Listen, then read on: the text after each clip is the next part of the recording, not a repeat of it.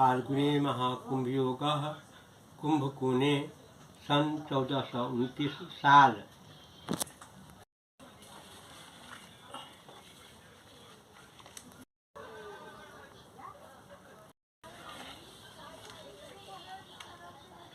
महाकुंभ योग लक्ष्मी कौस्तुभ पारिजातक सुरा धन्वंतरिक्ष ऋष्य चंद्रमा धेनु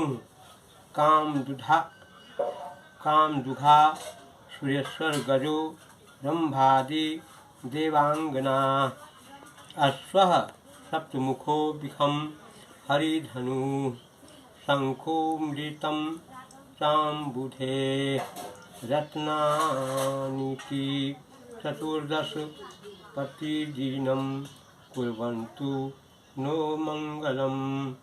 मधुश्रावणी मीमांसा पृष्ठ 99। जिस धराधाम के गर्भ से अवतार लेकर महालक्ष्मी जगत जननी जानकी ने माता भूमि पुत्रोऽहं पृथिव्या के अनुसार माता की तरह पृथ्वी संरक्षण आदर सम्मान का संदेश संपूर्ण विश्व को दिया है।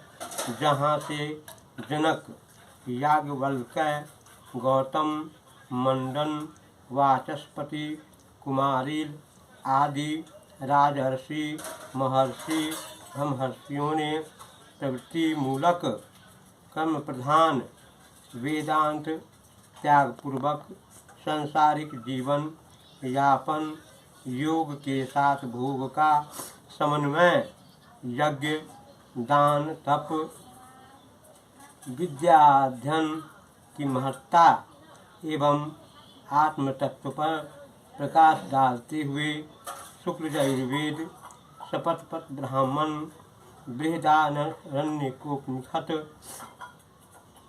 छांदोग्योपनिषद ईशावास्योपनिषद रामायण श्रीमद्देवी भागवत ब्रह्म सिद्धि भामती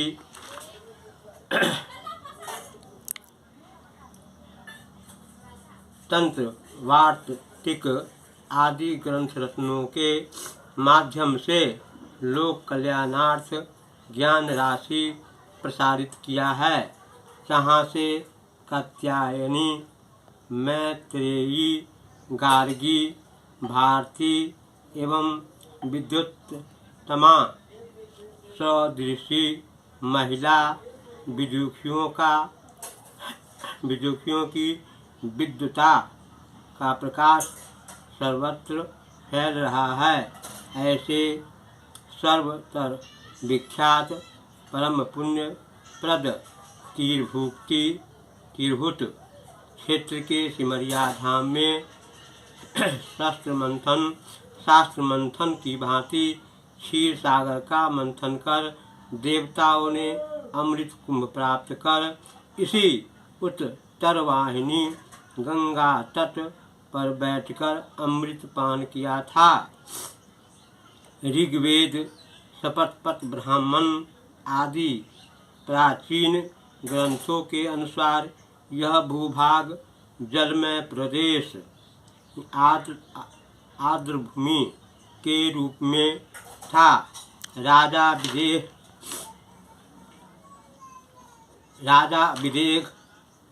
विदेह माधव तथा उनके पुरोहित राहुगण गौतम ने वैश्वानर की उपासना पूर्वक यज्ञ द्वारा इस भूभाग को उर्वरा शक्ति संपन्न तथा वासयोग बनाया। श्रीमद् देवी भागवत में भी इस क्षेत्र की हिमालय के पार्श्व बगल तथा सागर के अति सन्निकट में अवस्थित कही गई है।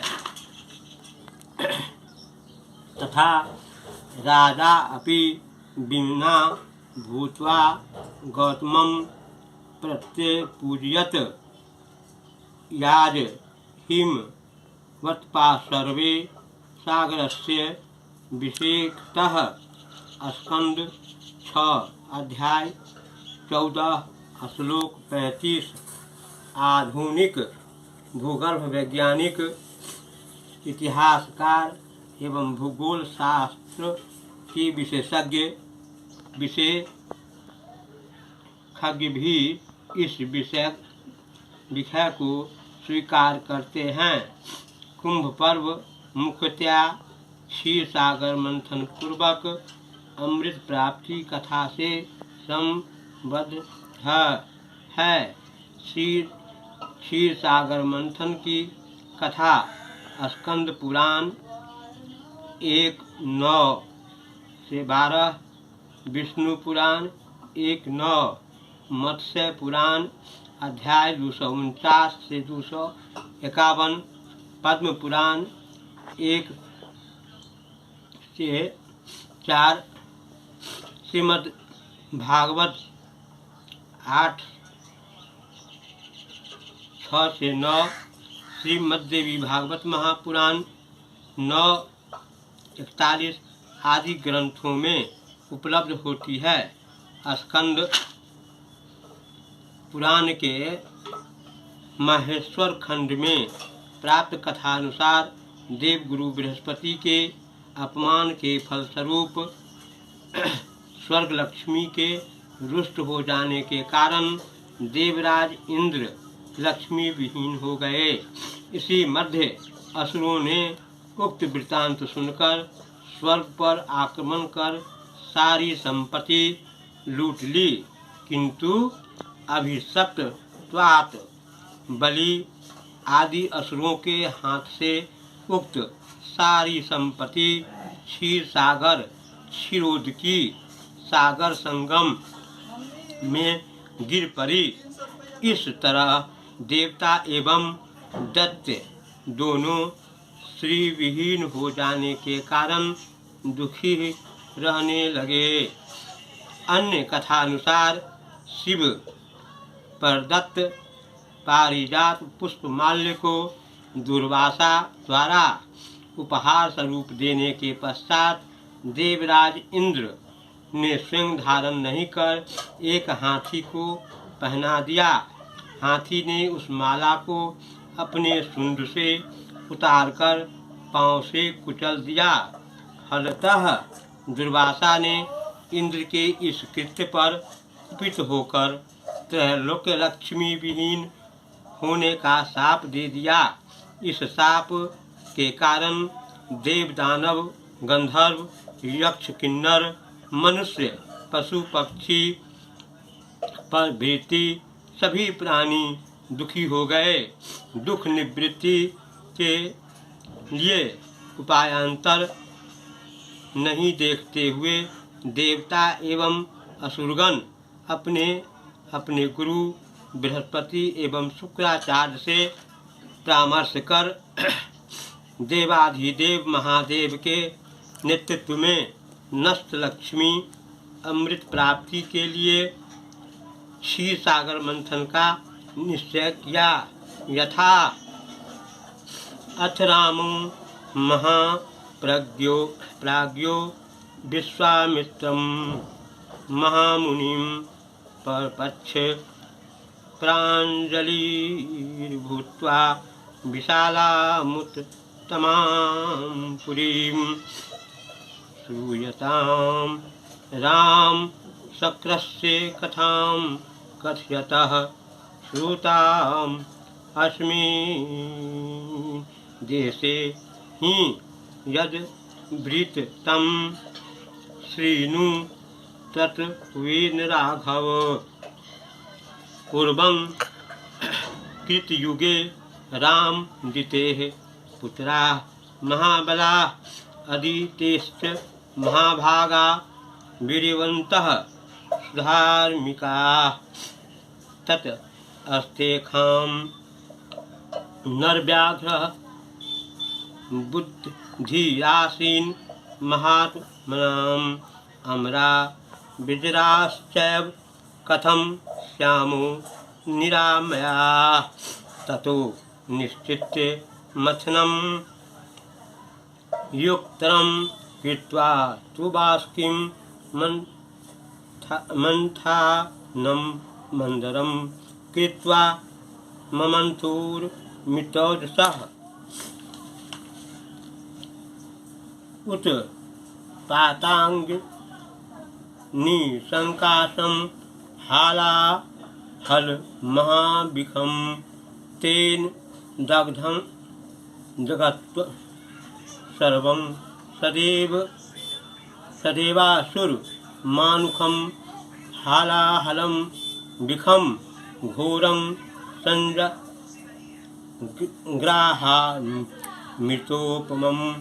देवान् विसृज्य देवेषु जगाम भगवान् हरः उच्चः श्रवा है श्रेष्ठो मणिरत्नं कौस्तुभम् उद तिष्ठन् नरश्रेष्ठ तथैवामृतमुत तम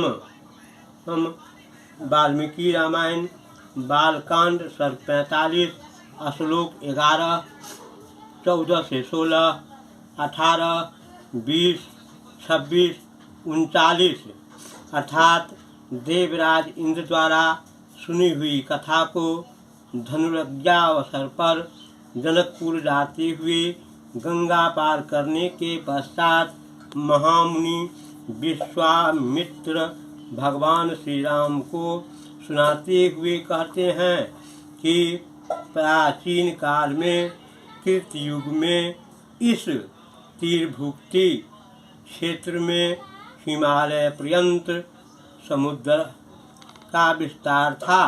उसी के उत्तर तट पर कैलाश से थोड़ी दूर पर गंगा सागर का संगम तथा वहीं दक्षिण तट पर मंदार पर्वत भी था।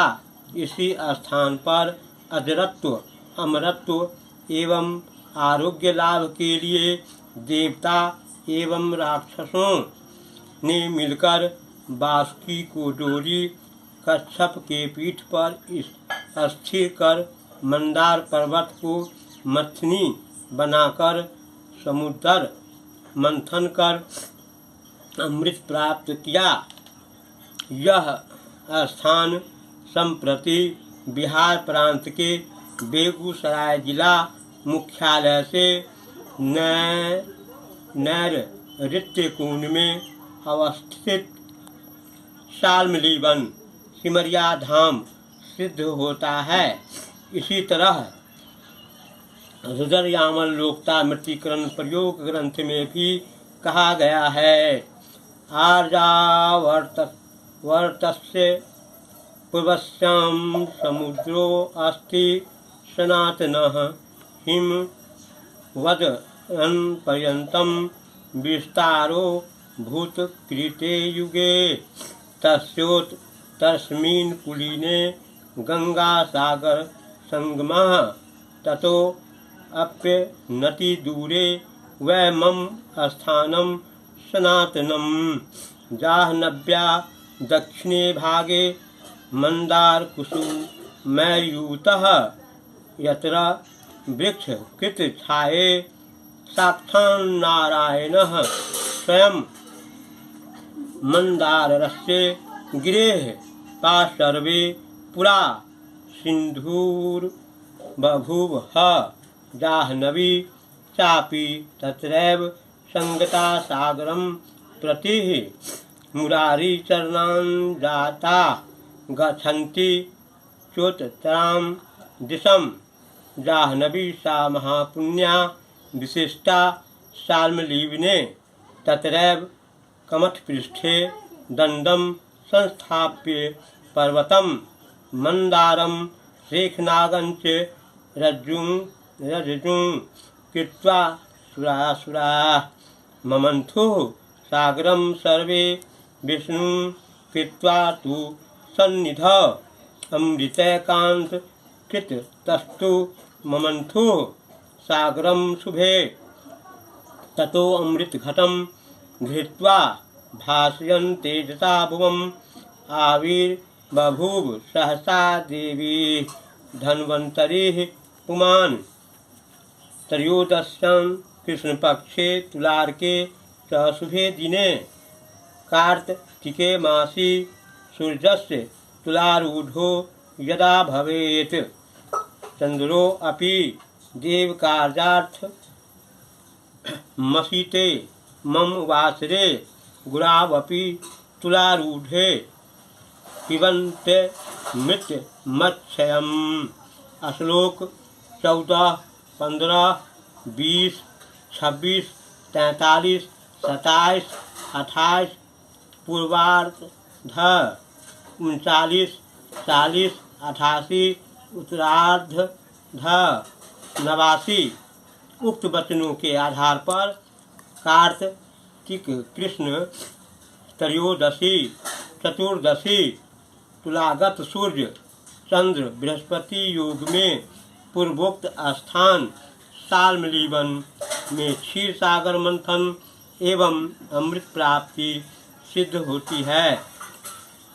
वर्तमान समय में उक्त सिमरिया धाम के दक्षिण भूभाग के बोंसी क्षेत्र में अवस्थित मंदार पर्वत संथाल परगना के दारुक वन में बासुकीनाग द्वारा स्थापित बासुकीनाथ महादेव जनकपुर से 50 मील उत्तर से मेघदन नामक स्थान पर जूटा पोखरी नाम से प्रसिद्ध पुष्करणी के मध्य भाग में विष्पानोत्तर नीलकंठ महादेव का विश्राम स्थल अहिल्या स्थान से पश्चिम ब्रह्मपुर में गौतम कुंड तक प्रवाहित शिरोद की शिरोई नदी नेपाल का सागरमाथा जिला एवं दरभंगा से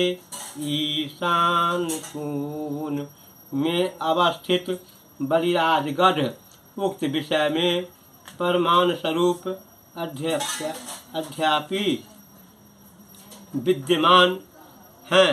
इस प्रसंग में मधुश्रावणी मीमांसा डॉक्टर रामकिशोर झा विभाकर रुद्रयामल लोकता मृतिकरण प्रयोग अनुवादक डॉक्टर विद्येश्वर झा प्रभृति सिमरिया कुंभ दर्पण डॉक्टर विजय कुमार प्रभृति एवं वाराह पुराणांक कल्याण भी द्रष्टव्य है। अमृतपानार्थ देवताओं दानवों में भयंकर युद्ध छिड़ गया। इस क्रम में सूर्य चंद्र एवं बृहस्पति के अमृत घट की रक्षा करते हुए 11 वर्षों तक 11 स्थानों कामाख्या पुरी आदि में विश्राम क्रम में संरक्षण किया। अंत में 12वें वर्ष में उसी सिमरिया धाम में भगवान विष्णु के मोहिनी रूप के प्रभाव से देवताओं ने दीपावली के दिन अमृत पान किया। यथा वाल्मीकि रामायण के बालकांड के सर्ग 45 में श्लोक 40 से 43 में कहा गया है। अथ तस्य कृते राम महानाशीत कुलछयाः अदितेस्तु ततः पुत्रा दिति पुत्रान् योधयन् एकता मगमन सर्वे असुरा राक्षसैः सह युद्धथ मासीन महाघोरम वीर त्रैलोक्यमोहनम यदा क्षयं गतं सर्वं तदा विष्णुर्महाबलाः अमृतं सोहर्त तूर्णं माया मास्थाय मोहिनीं ये गताभिमुखं विष्णुमक्षरं पुरुषोत्तम संपिष्टास्ते यदा युद्धे विष्णुना प्रभविष्णुना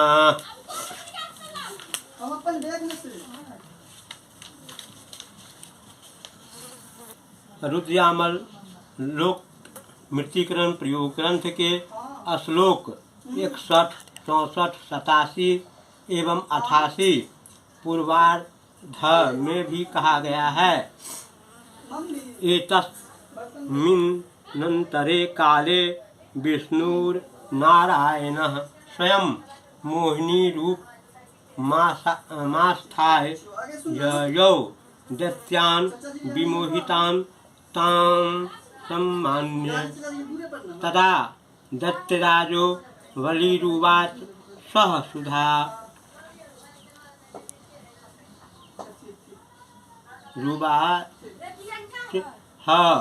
सुधा त्वया विभक्त व्या सर्वेखां सममेव च अत्रैव जाह्नवी तीरे हयुततरे तु महद्वयनं शाल्मल्याः शोभते देवी गंगा च्युततरवाहिनी पुलिने ततः पपुर्देवा स्नात्वा सुविमले जले। धर्म सम्राट परमहंस स्वामी करपात्री महोदय ने भी अपने कुंभ पर्व निर्णय ग्रंथ की पृष्ठ संख्या 22 में देवताओं के 12 दिनों में अथवा मनुष्य के 12 वर्षों में 12 कुंभ पर्व होने का उल्लेख किया है। यथा देवानां द्वादशाहो भीर मातर्ये द्वादशवत्सरः कुंभ पर्वाणि जायन्ते तथा द्वादश संख्या ये या उक्त सफल द्वादश कुंभ योग घटित द्वादश स्थान के विषय में रुद्रयामल लोकता मृत्तिकरण प्रयोग ग्रंथ में इस प्रकार वर्णन किया है। देवासागत मजंती ततर्मासं बसंती च तस्मिन् स्नानेन दानेन पुण्यमच्छे माप्नुयात् सिंहे युतौ करेवायां मिथुने पुरुषोत्तमे मीनभे ब्रह्मपुत्रे च तव क्षेत्रे वरानने धनुराशि स्थिते भानौ गंगा सागर संगमे कुंभरासौ तु काव्यां तुलार के शाल्मलीवने वृश्चिके ब्रह्मसरसी कर्कटे कृष्ण शासने कन्यायां दक्षिणे सिंधौ यत्राहं राम पूजिता अथापन्यो अपि योगोस्ति यतर स्नानं सुधोपमं मेघराशि स्थिते भानौ कुंभे चैव गुरौ स्थिते गंगा द्वारे भवेत् योगो भुक्ति मुक्ति प्रद शिवे मेषे गुरौ तथा देवी मकरस्ते दिवाकरे त्रिवेण्यां जायते योगः श्रद्धयो अमृत फलं लभेत् शिप्तायां मेषगे सूर्ये श्रीहस्ते च बृहस्पतौ मासं यावन्नरः अस्थित्वा मृत्युं यान्ति दुर्लभम्। श्लोक 122 से 128 अर्थात सूर्य चंद्र एवं बृहस्पति के यथोक्त योगवशात सिंह राशि में नासिक महाराष्ट्र में, मिथुन राशि में जगन्नाथ, उड़ीसा में मीन राशि में कामाख्या, आसाम में धनु राशि में गंगा सागर, बंगाल में कुंभ राशि में कुंभकोणम, तमिलनाडु में तुला राशि में शाल्मलीवन अर्थात सिमरिया धाम, बिहार में वृश्चिक राशि में कुरुक्षेत्र, हरियाणा में कर्क राशि में द्वारका, गुजरात में कन्या राशि में रामेश्वरम, तमिलनाडु में मेषार्क कुंभ राशिगत बृहस्पति में हरिद्वार उत्तराखंड में, मकरार्क मेष राशिगत बृहस्पति में प्रयाग उत्तर प्रदेश में, एवं मेषार्क सिंहस्थ बृहस्पति में उज्जैन मध्य प्रदेश में कुंभ योग होता है। इन सभी तीर्थ स्थानों में अमृत घट के संयोग से जल अमृतमय कहा गया है। अतएव इन स्थानों में स्नान दान दर्शन मार्जन जप पूजन एवं विविध धर्मानुष्ठान से अक्षय पुण्य की प्राप्ति होती है। विदेशी शासन काल में धार्मिक कृत्यों पर कुठाराघात करने के क्रम में कुंभ जैसे महापर्व का आयोजन बंद हो गया।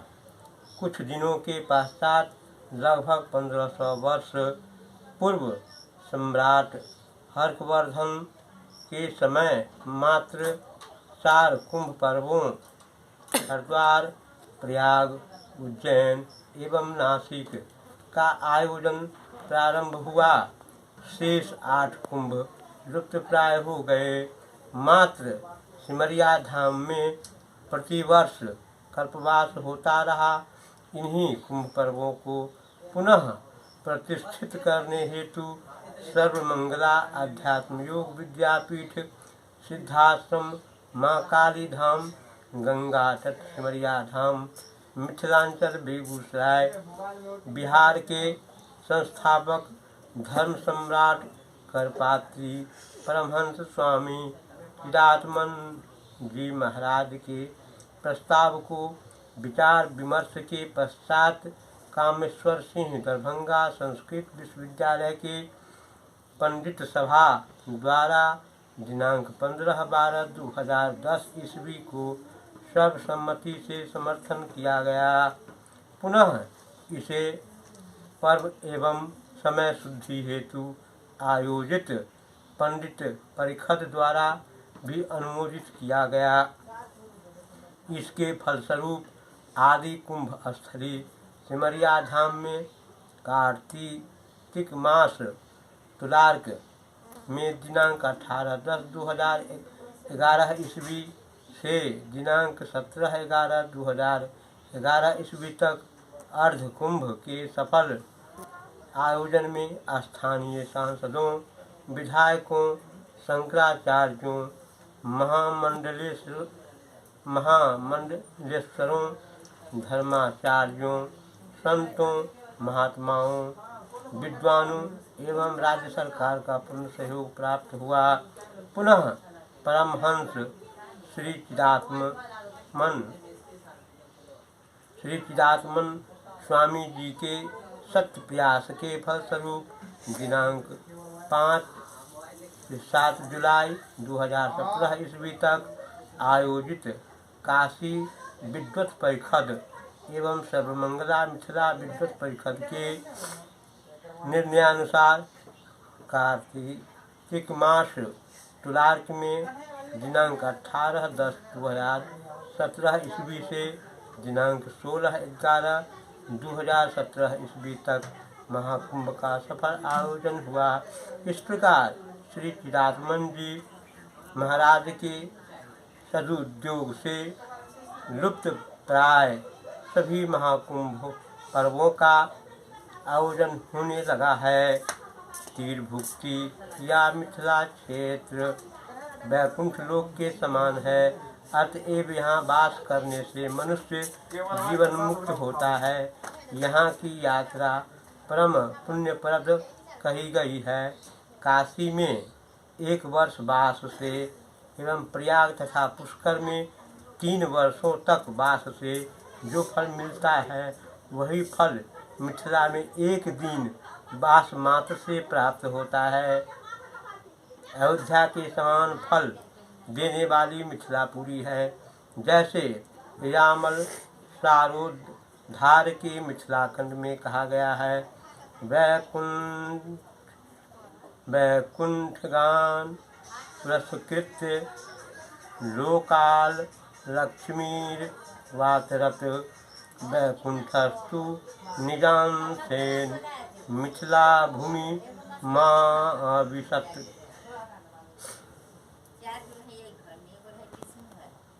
अतो निवास भूमिस्थे सर्व आस्थाना द्विशिक्ष्यते वैकुंठं कलान्युना दृश्यते मिथिला। मया तृतीय पटल श्लोक 15 से 16।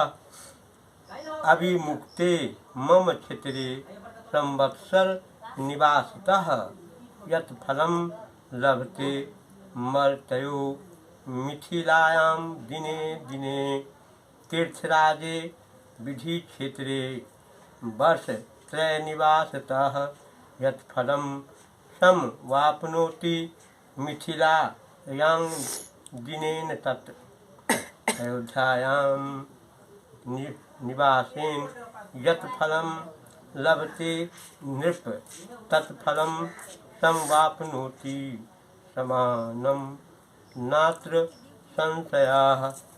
खष्टपटल श्लोक 29 उत्तरार्ध 32 पूर्वार्ध यावत। बृहद विष्णु पुराण के मिथिला महात्म्य में भी कहा गया है, कथंचित् तत्र चेद्वास उद्धाराय भवेदलं तत्र यात्रा महापुण्या सर्वकाम समृद्धि धदा। अध्याय 1 श्लोक 17। मिथिलां ये नमस्यन्ति देशान्तर्गता अपि तेषां भुक्तिश्च मुक्तिश्च जायते नात्र संशयः। अध्याय 2 श्लोक 39। मिथिलावास मासाध्य जीवन मुक्तो भवेन्नरः देहान्ते राघवं प्राप्य तद्भक्तः सह मोदते। अध्याय 4 श्लोक 19। महापुण्यातिरेकश्च जनुर्लब्ध्वा स भारते मिथिलाया निवासस्य नराः संयान्ति योग्यताम्। अध्याय 7 श्लोक 13। अतएव धर्मानुरागियों साधु संतों एवं विद्वत जनों से करबद्ध निवेदन है कि उक्त विषय के आलोक में 2022 ईस्वी के एवं धर्मानुरागियों साधु संतों एवं विद्वत जनों से करबद्ध निवेदन है कि उक्त विषय के आलोक में 2022 ईस्वी के फाल्गुन मास कुंभार्क में कुंभकोणम कावेरी में आयोज्यमान महाकुंभ में पधारकर स्नान दान जपार्चनादि विविध धर्मानुष्ठान संपादन कर पुण्य के भागी बने। मेष संक्रांति सौर दिनांक 1/1/1943। निवेदक पंडित श्री वरुण कुमार झा।